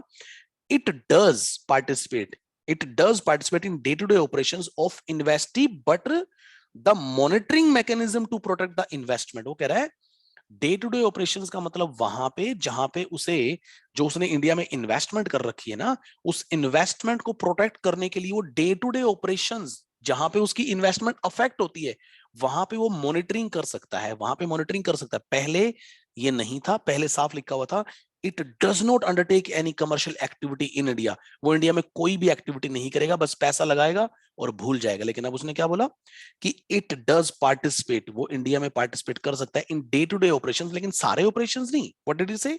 इसने बोला day to day operations of investee, but the monitoring mechanism to protect the investment with the investee, वो जहां पे उसकी इन्वेस्टमेंट के ऊपर फर्क पड़ता है उससे रिलेटेड जो डे टू डे ऑपरेशंस होंगे ना, वहां पे वो पार्टिसिपेट अब कर सकता है, पहले नहीं कर सकता। ठीक है ना? ओके। फिर कोई और कंडीशन थी, कोई और कंडीशन एज में भी नोटिफाइड बाय द गवर्नमेंट। ठीक है जी, वो थी, उसमें कुछ कोई खास चेंज हुआ नहीं। ठीक है, तो हमने सोवरन वेल्थ फंड के बारे में पढ़ा। ठीक है जी, सोवरन वेल्थ फंड हम क्या पढ़ रहे हैं? हम स्पेसिफाइड पर्सन की डेफिनेशन कर रहे हैं। ठीक है ना? ओके। स्पेसिफाइड पर्सन में सबसे पहले कौन आया सर? आबू धाबी गवर्नमेंट की जो इन्वेस्टमेंट होती है, आबू धाबी इन्वेस्टमेंट अथॉरिटी की 100% सब्सिडी। फिर उसके बाद क्या था? Sovereign wealth fund. Sovereign wealth fund कौन था? जो किसी फॉरेन कंट्री में बना है, फॉरेन गवर्नमेंट ने बनाया है, फॉरेन लॉ लगता है, उसकी अर्निंग का पूरा पैसा फॉरेन गवर्नमेंट को जाता है, उसकी असेट्स का बंटवारा फॉरेन गवर्नमेंट को जाता है। लेकिन पॉइंट नंबर 3 और 4 के लिए बोला गया कि अगर अर्निंग या असेट के बंटवारे में से कुछ पैसा लेंडर्स को दे दिया गया, जिनसे लोन लिया है उनको दे दिया गया, तो भी कोई बात नहीं, ये एग्जाम्पशन उसको मिलती रहेगी। ठीक है जी, ओके। वो अब डे टू डे ऑपरेशंस में पार्टिसिपेट कर सकता है, लेकिन कौन से डे टू डे ऑपरेशन? जहां पे वो अपनी इन्वेस्टमेंट के मैकेनिज्म को प्रोटेक्ट कर रहा है कि भाई मेरी इन्वेस्टमेंट जो मैंने पैसा यहाँ पे लगा रखा है, वो मेरा पूरा का पूरा पैसा प्रोटेक्टेड है या नहीं है। ठीक है जी, ओके। और इसमें एक और था स्पेसिफाइड पर्सन, पहले नंबर पे आबू धाबी इन्वेस्टमेंट अथॉरिटी, दूसरे नंबर पे सोवरन वेल्थ फंड, और तीसरे नंबर पे था अ पेंशन फंड। ये भी एक कैटेगरी थी अपनी कौन सी लिस्ट में जो हम कर रहे थे स्पेसिफाइड पर्सन के बारे में। ठीक है जी, okay. Now it says about pension fund, a pension fund which is credited और established under law of foreign country. ये भी कोई फॉरेन कंट्री का ही कोई पेंशन फंड उसने बोला। ठीक है जी, ओके। तो ये उसने बोला फॉरेन कंट्री का ही हो। ठीक है जी, क्या? Pension fund. ठीक है ना, ओके। जैसे सोवरन वेल्थ फंड था ना, वैसे ही आगे इसने क्या बोला? It is not liable to tax in such foreign country, it is not liable to tax in such foreign country, और if it is liable to tax, exemption from taxation of all such incomes has been provided by such foreign country। कह रहा है कि पहली prima facie तो उसके ऊपर tax लगना नहीं चाहिए उस फॉरेन कंट्री में। ठीक है जी, और अगर मान के चलो लगता भी है तो अल्टीमेटली उसके ऊपर एग्जाम्पशन आ जानी चाहिए। भाई मान के चलो ऐसा भी हो सकता है कि उसके ऊपर टैक्स लग गया, लेकिन गवर्नमेंट ने फिर कुछ कंडीशन पूरी करने के बाद उसको एग्जाम्पशन दे दी, तो फाइन, तो वी आर फाइन, ये कंडीशन पूरी मानी जाएगी। It is not liable to tax, पहली बात फॉरेन कंट्री का होना चाहिए, कौन? ये पेंशन फंड। दूसरी बात, उसके ऊपर टैक्स नहीं लगना चाहिए, मतलब वो वहां पे एक एग्जाम्ड एंटिटी हो। ठीक है जी, आगे। और ये कुछ और कंडीशन पूरी करेगा, और फिर वो पार्टिसिपेशन वाली बात यहाँ पे भी आ गई, लेकिन इसने क्या बोला? इसने बोला it does not participate in the day to day operations of investee but monitoring, है ना, मतलब डे टू डे ऑपरेशंस में पार्टिसिपेट नहीं करेगा, बट जहां पे वो अपने फंड्स को मॉनिटर करेगा तो वहां पे वो पार्टिसिपेट कर सकता है। मतलब ये पॉइंट और ऊपर वाला पॉइंट बिल्कुल सेम है, बस ये था उसने क्या बोला था कि भाई वो पार्टिसिपेट करेगा ऊपर भी, लेकिन किस चीज के लिए करेगा? अपने अपने इन्वेस्टमेंट को प्रोटेक्ट करने के लिए पार्टिसिपेट करेगा। और नीचे भी उसने यही बोला कि वो normally day to day operations में पार्टिसिपेट नहीं करेगा, बट अपनी मॉनिटरिंग करने के लिए जहां पे उसकी इन्वेस्टमेंट को प्रोटेक्शन मिले वहां पे वो पार्टिसिपेट कर सकता है। तो ये दोनों के दोनों पॉइंट सेम है। ठीक है जी, ओके। तो ये भी हमने कर लिया।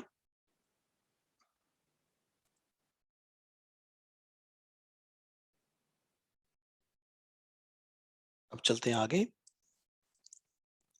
आगे अपने पास है सेक्शन 1023 डबल एफ। ये नई सेक्शन है बच्चों, ये नई सेक्शन है और ये एक ग्रैंडफादरिंग कंसेप्ट को लेके आई है। Grandfathering concepts, grandfathering benefit on future cell of shares of Indian company. ठीक है, ये मैं बताऊंगा आपको क्या है, बट ये एक नई सेक्शन आई है, राइट। इसके लिए मैंने ना एक छोटी सी आप लोगों के लिए काइंड ऑफ प्रेजेंटेशन बनाई, उससे अपने को ये चीजें ज्यादा समझ में आएगी। ठीक है ना, आइए इस प्रेजेंटेशन को देखते हैं पहले क्या है ये।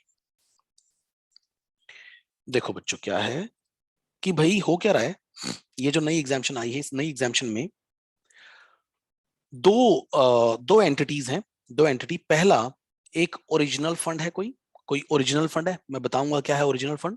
ठीक है जी। एक है resulted fund. Resulted fund, so there are two funds. Original fund, ये मान के चलें ओरिजिनल फंड वो होता है जिसमें किसी नॉन रेजिडेंट ने पहली बार पैसे लगाए थे। ओरिजिनल फंड, बाहर का फंड। ठीक है जी, बाहर की कंट्री का फंड। ओके। रिजल्टेड फंड का मतलब कोई इंडिया का फंड हाउस। ओरिजिनल फंड मतलब बाहर का फंड हाउस। रिजल्टेड फंड का मतलब इंडिया का फंड हाउस, है ना, फंड हाउस। ओके। देखो, ओरिजिनल फंड के बारे में उसने क्या बोला, उसने बोला फंड रजिस्टर्ड आउटसाइड इंडिया। ये कोई फंड हाउस है which is registered outside India. ठीक है जी। In a country with which India has DTWA, और ये उस कंट्री में रजिस्टर्ड है जिसके साथ इंडिया का डीटीडब्ल्यूए है। ठीक है जी। Governed by the investor protection laws, और ये उस कंट्री के इन्वेस्टर प्रोटेक्शन लॉज में गवर्न होता है, यानी कि वो उसके ऊपर लगते हैं। ठीक है जी। तो ये एक फॉरेन फंड हो गया, फॉरेन फंड। ठीक है जी, okay. Then resulted fund. Resulted fund देखते हैं क्या है। क्रिएटेड एज अ ट्रस्ट और अ कंपनी और एलएलपी। ठीक है जी, कोई कंपनी, एलएलपी और ट्रस्ट के तौर पे रजिस्टर्ड हो। Having category 1 2 3 certificate from SEBI. SEBI से वही ऑल्टरनेट इन्वेस्टमेंट फंड वाला जो था, ठीक है ना, वो सर्टिफिकेट होने चाहिए। कौन से कैटेगरी 1 2 एंड 3, कोई भी इनमें से। ठीक है जी। Located in international financial service centres, तो ये इंडिया में आईएफएससी में लोकेटेड हो।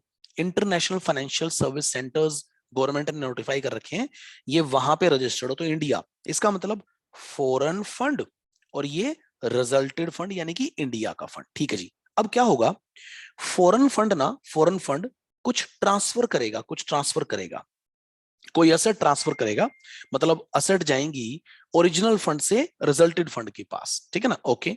अब इसने क्या बोला, रीलोकेशन। ये जो असेट यहां से इसके पास जाएगी ना, फॉरेन फंड से इस इंडियन फंड के पास जो असेट जाएंगे उसको हम बोलेंगे रीलोकेशन। क्या बोलेंगे, रीलोकेशन। लिखा भी है of foreign funds to an IFSC in India, है ना। तो क्या होगा कि जो रीलोकेशन होगा ना, फॉरेन असेट्स, फॉरेन फंड्स, इसके पास कुछ फॉरेन में इन्वेस्टमेंट आई होंगी, फॉरेन फंड के पास बाहर के लोगों ने इसमें फॉरेन फंड में पैसे लगा रखे होंगे, तो वो असेट क्रिएट होगी।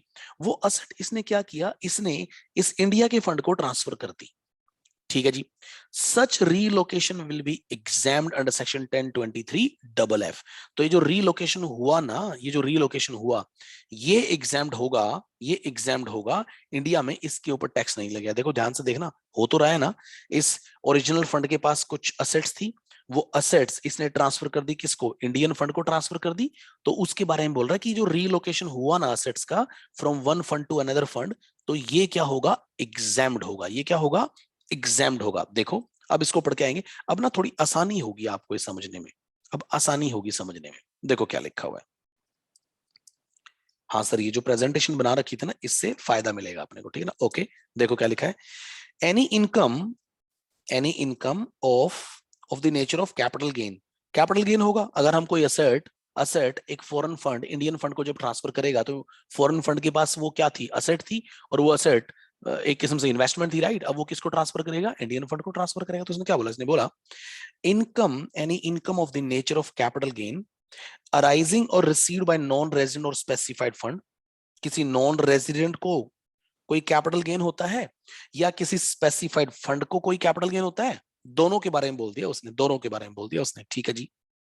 वो पता है क्या बोलना चाह रहा है, वो ये बोलना चाह रहा है कि ये जो ओरिजिनल फंड है ना, इसमें नॉन रेजिडेंट्स ने पैसे लगा रखे होंगे, हाँ, तो यहाँ पे दो जने, एक तो ये ओरिजिनल फंड ट्रांसफर कर रहा है एसेट्स, तो एक तो इस ओरिजिनल फंड को कैपिटल गेन या इनकम होगी, ठीक है जी। दूसरा, इस ओरिजिनल फंड में जिन नॉन रेजिडेंट्स ने पैसे लगा रखे होंगे वो भी कल को ट्रांसफर हो जाएंगे किसके पास, रिजल्टेड फंड के पास, और वो भी तो फ्यूचर में उन अपनी इन्वेस्टमेंट्स को बेचेंगे ना, जो इन्वेस्टमेंट उन्होंने इनिशियली किस में की थी, ओरिजिनल फंड में।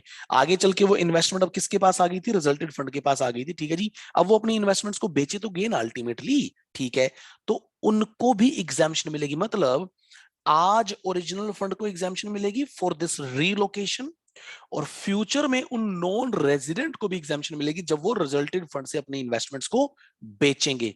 ध्यान से सुनना, दोनों पॉइंट बोले इसने, आज ओरिजिनल फंड का रीलोकेशन माफ है, और फ्यूचर में रिजल्टेड फंड से अपनी इन्वेस्टमेंट जब नॉन रेजिडेंट बेचेगा तो भी माफ है, तो भी क्या है, वो माफ है। उसने यही बोला है, यही बोला उसने। देखो उसने क्या बोला, any income of the nature of capital gain arising or received by non-resident or specified fund, है ना, चाहे नॉन रेजिडेंट को चाहे स्पेसिफाइड फंड को हो, which is on account of transfer of shares of a company registered in India. हाँ, किसी Indian company में इन्वेस्टमेंट थी, राइट, किसके थ्रू थी इन्वेस्टमेंट, डायरेक्टली नहीं कर रखी थी नॉन रेजिडेंट ने, नॉन रेजिडेंट ने तो इस ओरिजिनल फंड में पैसा लगाया था, और ओरिजिनल फंड ने इंडियन कंपनी के शेयर खरीद रखे थे। ध्यान से सुना, नॉन रेजिडेंट ने ओरिजिनल फंड खरीदा और ओरिजिनल फंड ने इंडियन कंपनी के शेयर्स को खरीदा, तो ये उसके बारे में बात कर रहे हैं। तो इसने बोला कि भाई अगर कोई कैपिटल गेन होता है किसको, नॉन रेजिडेंट को या स्पेसिफाइड फंड को, which is on account of transfer of shares of Indian company, Indian company के शेयर्स को ट्रांसफर करने की वजह से हुआ है, बाय, ये इंपॉर्टेंट है, बाय, है ना, इसने बोला कि बाय द रिजल्टेड फंड, है ना, और the specified fund, by the resulted fund, कल को अगर ये बेचेगा तो इसको, और अब जब ये बेच रहा है तो इसको, है ना, ठीक है जी। To the extent attributable to the units held by non-residents, not being a permanent establishment of non-resident in such manner as may be prescribed, और इसमें एक बात और लिखी गई है, and such shares were transferred from original fund or from wholly owned special purpose vehicles to the resultant fund in relocation, and capital gain on such shares were not chargeable tax if such relocation had not taken place। मैंने नीचे भी लिखा है इसके लिए भी आपको लिख के दिखाया मैंने लिखा है इसमें, it means had such transfer been made by original fund, मतलब वो ये कह रहा है कि ये ट्रांसफर अगर ओरिजिनल फंड ने किया होता, कर तो ये रहा है आज, कर तो ये रिजल्टेड फंड रहा है, वो ये कह रहा है कि अगर ये ट्रांसफर इस ओरिजिनल फंड ने भी किया होता ना तो वो टैक्स फ्री होता, लिखा है। It means had such transfer been made by original fund, कि अगर ये फंड ओरिजिनल फंड, अगर ये ट्रांसफर किसी ओरिजिनल फंड ने किया होता ना तो it would have no tax in India, तो उस टाइम पे इंडिया में टैक्स नहीं लगता। तो ये वही बात हुई ना कि भाई अगर मान के चलो ये ट्रांसफर, ये रीलोकेशन ना हुआ होता, ये रीलोकेशन नहीं होता, अभी तो क्या हो रहा है, ये इसको फंड्स ट्रांसफर कर रहा है, ये इसको असेट्स ट्रांसफर कर रहा है, वो कह रहा है अगर ये रीलोकेशन नहीं होता, ये ही उन असेट्स को बेचता, ओरिजिनल फंड ही बेचता, तो इस पे टैक्स नहीं लगना चाहिए, इस पे टैक्स नहीं लगना चाहिए, तभी इस इंडियन फंड को भी क्या मिल जाएगी, एग्जाम्पशन मिल जाएगी। मतलब अगर ये ट्रांसफर करता तो टैक्स नहीं लगता, तो अब ये भी ट्रांसफर करेगा तो भी टैक्स नहीं लगेगा, तो भी टैक्स नहीं लगेगा, ठीक है ना। इसका मतलब गवर्नमेंट कहीं ना कहीं फॉरेन फंड्स को ये बोल रही है कि भाई फॉरेन फंड्स, आप अपनी असेट्स को रीलोकेट कर सकते हो, किसी इंडिया के फंड को रीलोकेट कर सकते हो, हम उस इंडिया के फंड से भी जब कल को असेट्स बेची जाएंगी तब भी टैक्स नहीं लगाएंगे, आपके हाथ में भी नहीं लगता, और जब इंडिया के फंड से भी बेची जाएंगी तब भी टैक्स नहीं लगेगा। बट कौन होगा ये रिजल्टेड फंड के बारे में उसने बता दिया। देखो नीचे मैंने वैसे एक्सप्लेन कर रखा है, लेकिन कोई बात नहीं, आपको बस इसी से समझ में आ जाएगा, इस प्रेजेंटेशन से आपको समझ में। रिजल्टेड फंड कौन होगा, जो कि इंडिया में एक ट्रस्ट कंपनी एलएलपी के तौर पे बना हुआ है, जिसके पास कैटेगरी 1, 2 और 3 का सर्टिफिकेट है फ्रॉम सेबी, ठीक है जी, और जो कहां पे लोकेटेड है, आईएफएससी में, कहां पे लोकेटेड है, आईएफएससी में, ठीक है। 3 मेन डेफिनेशन इसमें, रिजल्टेड फंड क्या होता है वो हमने कर लिया, ओरिजिनल फंड क्या होता है वो हमने कर लिया, रीलोकेशन किसका होगा, फॉरेन असेट्स किसका होगा, फॉरेन फंड्स का होगा, एंड देयरफॉर उस पे क्या मिल जाएगी, एग्जाम्पशन। तो बच्चों ये समरी जो है ना, ये समरी भी अगर आप कर लेंगे तो भी बात बन जाएगी। Clear, yes sir. Section 1023 double F हमें समझ में आ गया, ठीक है। ये एक रीलोकेशन को एग्जाम्पशन देता है, किसको एग्जाम्पशन देता है, relocation of what, foreign funds by original fund to resulted fund in India, ठीक है ना।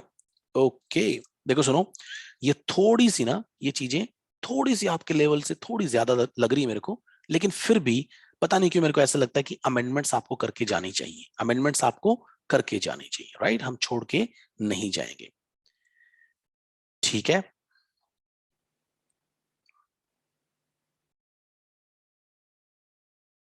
चलते हैं आगे।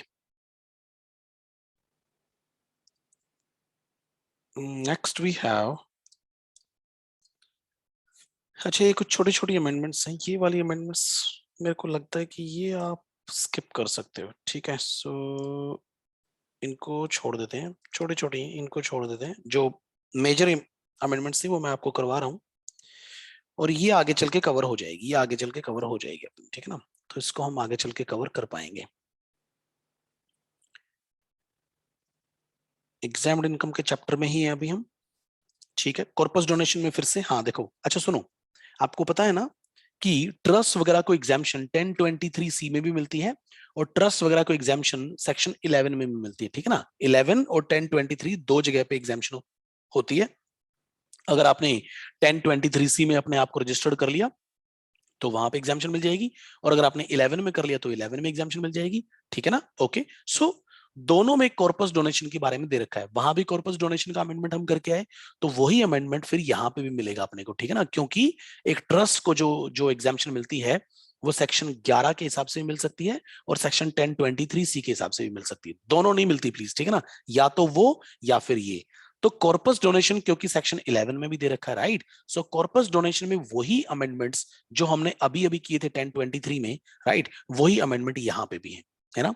तो फटाफट से एक बार इसको भी देख लेते हैं, वैसे ही हमने कर लिया था।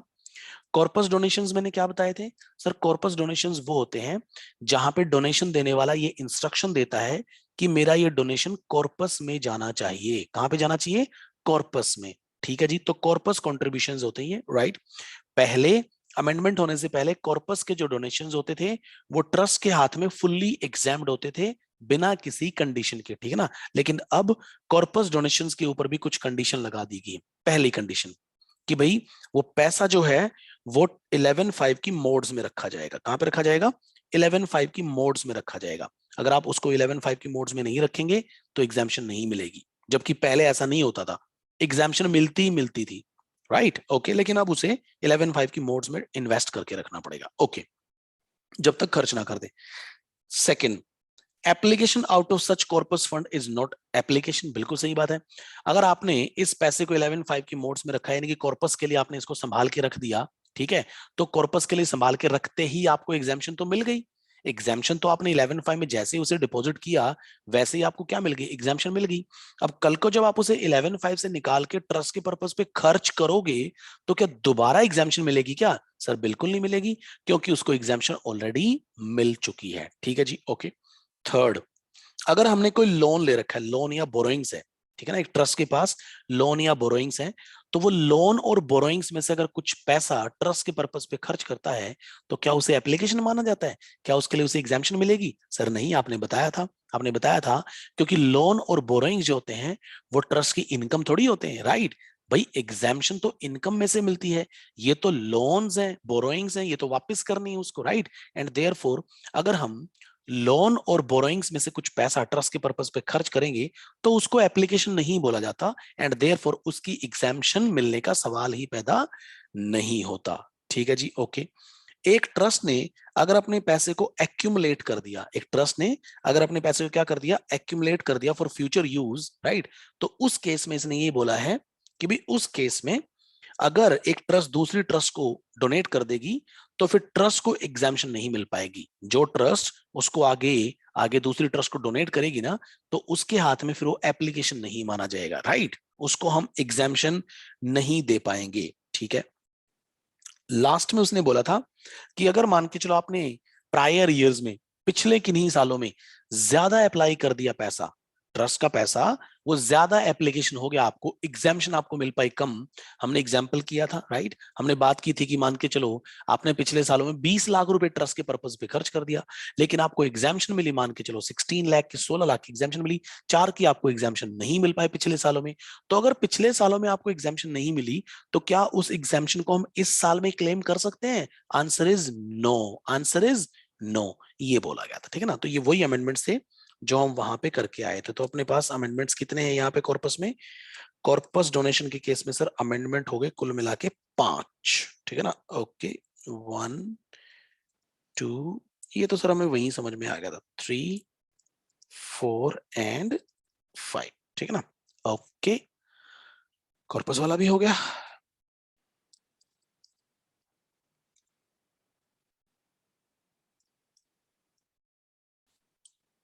अच्छा, एलटीसी का अमेंडमेंट, एलटीसी का अमेंडमेंट, ओ चैप्टर भी बदल गया। Oh wow, income from salary, या राइट, आपका फेवरेट।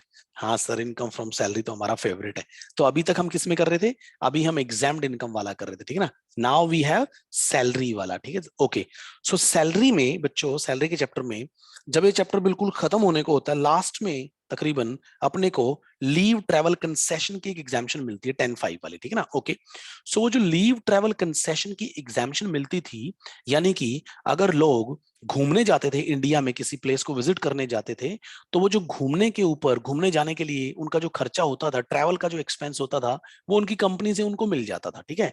तो कंपनी से हमें पैसा मिला, हमारे एम्प्लॉयर से हमें पैसा मिला, तो अगर हम घूमने जाते थे इंडिया में, तो फिर उस पैसे की हमें एग्जाम्शन मिल जाती थी, ठीक है ना? ध्यान से सुनना, इवेंट्स क्या हुए। हुआ क्या, कंपनी ने अपने एम्प्लॉय को पैसा दिया कि जाओ बेटा घूम के आओ इंडिया में, ठीक है? ओके, वो इंडिया में घूमने गया, अकेला है अपने परिवार के साथ, उसने घूमने के ऊपर जो पैसा खर्च किया, राइट, उस पैसे की उसे एग्जाम्शन मिल जाती थी। लेकिन अब क्योंकि ये पेंडेमिक आया, पेंडेमिक के चक्कर में लोग घूम नहीं पाए, there were lots of lockdowns everywhere, right, so घूम नहीं पाए, तो ये जो एलटीसी की एग्जाम्शन थी, ये तो कोई लोग क्लेम ही नहीं कर सकते थे। तो गवर्नमेंट को लोगों ने बोला, सर ये एलटीसी की आपकी जो एग्जाम्शन पड़ी है, अब ये किस काम की? अब तो लोग घूम ही नहीं सकते, तो ये एग्जाम्शन तो अब किसी काम की है ही नहीं। तो गवर्नमेंट ने बोला, हाँ बात तो सही कह रहे हो आप, राइट। तो गवर्नमेंट ने क्या किया, कोविड पीरियड के दौरान अगर आप घूम के भी नहीं आए, अगर आप घूम के नहीं आए क्योंकि लॉकडाउन था एवरीवेयर, राइट, तो और सेफ्टी के प्रिकॉशंस भी थे, राइट, तो गवर्नमेंट ने बोला कोई बात नहीं, अगर आप घूम के भी नहीं आए ना, तो भी हम आपको ये एलटीसी की एग्जाम्शन दे देंगे। लेकिन ये एग्जाम्शन देंगे कैसे, वो है ये अमेंडमेंट, वो है ये अमेंडमेंट। मैं फिर से बताता हूं, एलटीसी की एग्जाम्शन कैसे मिलती है, जब कोई इंडिया में घूम के आता है, राइट, लेकिन घूम के तो आना पॉसिबल नहीं था कोविड की वजह से, एंड देयरफॉर गवर्नमेंट ने बोला बिना घूम के आए भी हम आपको ये एग्जाम्शन दे देंगे। लेकिन कैसे देंगे, ये है वो। क्या बोला इसने, इसने बोला कि भाई the existing provision of section 10(5) provides for exemption to an employee or himself or family in connection with his proceeding on leave to any place in India। अगर वो इंडिया में छुट्टियां लेके घूमने जाता है तो उसे एग्जाम्शन मिलती है। In view of the situation arising out of outbreak of COVID pandemic, this section has been amended by inserting a second proviso। इसमें proviso डाला गया to it which provides tax exemption to cash allowance in lieu of LTC। अगर आप घूमने भी नहीं जाएंगे तो भी कैश अलाउंस, मतलब आपको एक एग्जाम्पशन मिल जाएगी, है ना? और ये अमेंडमेंट को जैसे ने बोला, it is also clarified that the where the individual claims and is allowed exemption under second proviso in connection with prescribed expenditure, no exemption shall be allowed in this clause in respect of same prescribed expenditure for any other individual। ठीक है, एक ही बार exemption मिल पाएगी, उसने बोला कि double exemption claim नहीं कर सकते। नाउ कैसे मिलेगी एग्जाम्शन, बिना घूम के आए भी कैसे मिलेगी एग्जाम्शन, उसके बारे में। ये ब्लॉक ईयर है ना, ये ब्लॉक ईयर कौन सा चल रहा है? अच्छा, ब्लॉक ईयर का मतलब होता है 4 साल का ब्लॉक, ठीक है ना? एलटीसी में भी ब्लॉक्स थे, अगर आपको याद हो, एलटीसी में जो ब्लॉक्स थे वही ब्लॉक है। तो ब्लॉक जो चल रहा है वो क्या है, 18 से 21, 18 का कैलेंडर ईयर, 19 का कैलेंडर ईयर, 20 का कैलेंडर ईयर और 21 का कैलेंडर ईयर। याद रखना, ये जो ब्लॉक होता है ना, 4 इयर्स का जो ब्लॉक होता है, इसमें कैलेंडर ईयर्स होते हैं बच्चों। क्या होते हैं? कैलेंडर ईयर, जनवरी से दिसंबर वाला साल, ठीक है जी? ओके, सो इसने बोला कि भाई ये 18 से 21 का ब्लॉक होना चाहिए, ठीक है? स्पेसिफाइड एक्सपेंडिचर, ये इंपॉर्टेंट है। स्पेसिफाइड एक्सपेंडिचर कौन सा खर्चा है जिसके लिए आपको एलटीसी मिल जाएगी? क्या बोला इसने, देखो इसने बोला specified expenditure means expenditure incurred by an individual or his family during the specific period। किसी पीरियड की बात करेगा वो, उस पीरियड में आपको आपको एक खर्चा करना है, स्पेसिफाइड पीरियड में आपको एक खर्चा करना है। और स्पेसिफाइड पीरियड को नीचे बता भी रखा है, ये बता रखा स्पेसिफाइड पीरियड, ठीक है जी? ओके किस चीज पे उसने बोला, ऑन गुड्स और सर्विस, आप कुछ गुड्स खरीदेंगे या फिर सर्विसेज लेंगे, which are liable to tax at the rate of 12%। और गुड्स और सर्विस के ऊपर आपको पता है कि क्या लगता है, जीएसटी। क्या लगता है, जीएसटी। तो उसने बोला कि आपने कोई ऐसी गुड्स या सर्विसेज खरीदी हैं जिनके ऊपर 12% या उससे ज्यादा का जीएसटी लगता है, ठीक है जी, okay. And goods are purchase और service are procured from GST registered vendor या सर्विस प्रोवाइडर्स। इसका मतलब क्या कंडीशन थी कि भाई एक तो आप इसी पीरियड में ये सर्विसेज लेंगे या गुड्स खरीदेंगे। कौन सा पीरियड, एक बार वो भी देख लेते हैं। इसने बोला 12 अक्टूबर 2020, 12 अक्टूबर 2020 से लेके 31 मार्च 2021। इसका मतलब 12, 10, 20 से लेके 31 मार्च 2021, इस पीरियड में ये खर्चा हमने किया हो, ठीक है जी। किस चीज पे, गुड्स और सर्विसेज पे खर्चा किया हो जिनके ऊपर जीएसटी लगे कम से कम कितना, 12% या उससे ज्यादा। और वो हमने गुड्स और सर्विसेज किससे प्रोक्योर की हैं, किसी जीएसटी के रजिस्टर्ड वेंडर या फिर सर्विस प्रोवाइडर से, ठीक है जी। तो एग्जाम्पशन मिल जाएगी। अब एग्जाम्पशन कितने की मिलेगी वो नीचे बता रखा है, एग्जाम्पशन कितने की मिलेगी, ठीक है जी। Amount of exemption shall be lower of the following. अब जो नीचे बताएगा उनमें से जो कम हो उतने की एग्जाम्पशन मिलेगी। क्या बोला उसने, 36,000 पर पर्सन, 36,000 रुपए पर पर्सन। तो आप अपनी फैमिली के मेंबर्स के हिसाब से जिसके लिए हमने वो गुड्स और सर्विसेज ली हैं। और 1/3 ऑफ दी स्पेसिफाइड एक्सपेंडिचर, या फिर आपने जो खर्चा किया उसका 1/3, आपके खर्चे का 1/3 और 36,000 रुपए, which ever is lower, which ever is lower. अच्छा बताना, ये 36,000 पूरी फैमिली के लिए पर पर्सन है सर, ये पर पर्सन है, ठीक है ना, ओके। सो 36,000 रुपए पर पर्सन और 1/3 ऑफ द एक्सपेंडिचर, राइट। इन दोनों में से क्या बोला उसने, विच एवर इज लोअर, ठीक है। मोड ऑफ पेमेंट में उसने बोला कि आप जो पेमेंट करेंगे वो कैश में पेमेंट नहीं करेंगे। आपकी जो पेमेंट होगी वो चेक वगैरह के थ्रू होनी चाहिए, यूपीआई वगैरह के थ्रू होनी चाहिए, ठीक है। NEFT, RTGS, IMPS, credit card, debit card के थ्रू होनी चाहिए। हाँ हाँ, मतलब कैश नहीं चलेगा, राइट, ठीक है जी। सिंपल था ये, तो ये सिंपल था। तो बताएं जी, एलटीसी में क्या अमेंडमेंट किया गया, और ये अमेंडमेंट क्यों किया गया बच्चों। सर एलटीसी में अमेंडमेंट इसलिए किया गया क्योंकि कोविड के चक्कर में लोग घूम फिर के नहीं आ सकते थे, और अगर वो घूम के नहीं आते थे तो एलटीसी तो भाई मिलती ही घूमने के लिए थी। एंड देयरफॉर ये एलटीसी तो लोग क्लेम ही नहीं कर सकते थे क्योंकि वो घूम के ही नहीं आ सकते थे, राइट। तो एलटीसी को एक किस्म से गवर्नमेंट ने एक इसका अल्टरनेटिव ले आई, इसमें एक सेकंड प्रोविजन डाल दिया। उन्होंने बोला अगर नहीं भी घूम के आओगे ना तो भी आपको एलटीसी की एग्जाम्पशन दे देते हैं, लेकिन कब, जब वो खर्चा करता है। क्या करता है, खर्चा किस चीज पे, गुड्स और सर्विसेज, जिन पे क्या लगता है जीएसटी, कितना, 12% या उससे ज्यादा। किससे सामान खरीदना है, किसी जीएसटी के रजिस्टर्ड वेंडर से, ठीक है जी। क्या पीरियड है, 12 अक्टूबर 2020 से लेके 31 मार्च 2021। पेमेंट कैसे करनी है, नॉन कैश, नॉन कैश, चाहे वो चेक हो, चाहे वो एनईएफटी, आरटीजीएस, आईएमपीएस वगैरह हो, चल जाएगा, ठीक है ना, लेकिन कैश नहीं माना जाएगा। और इनवॉइस भी लिया है, लिखा उसने, इनवॉइस भी लिया है, and tax invoice is also obtained, आपने इनवॉइस भी लिया है उससे, ठीक है जी, ओके। तो पहली बात तो पेमेंट नॉन कैश होनी चाहिए प्लस इनवॉइस। इसका मतलब यहां पे इसने दो बातें बोली हैं। इसने बोला payment non cash, payment non cash plus क्या लिया है, इनवॉइस, टैक्स इनवॉइस, ठीक है ना, ओके जी। ऑलराइट, कितने की एग्जाम्पशन मिलेगी सर, एग्जाम्पशन मिलेगी 36,000 पर पर्सन, परिवार के जो सदस्य हैं उसके हिसाब से 36,000 पर पर्सन, और 1/3 ऑफ द स्पेसिफाइड एक्सपेंडिचर। इन दोनों में से क्या लेंगे, विच एवर इज लोअर, ठीक है, ओके। एलटीसी का भी समझ में आ गया सर, ठीक है, ओके।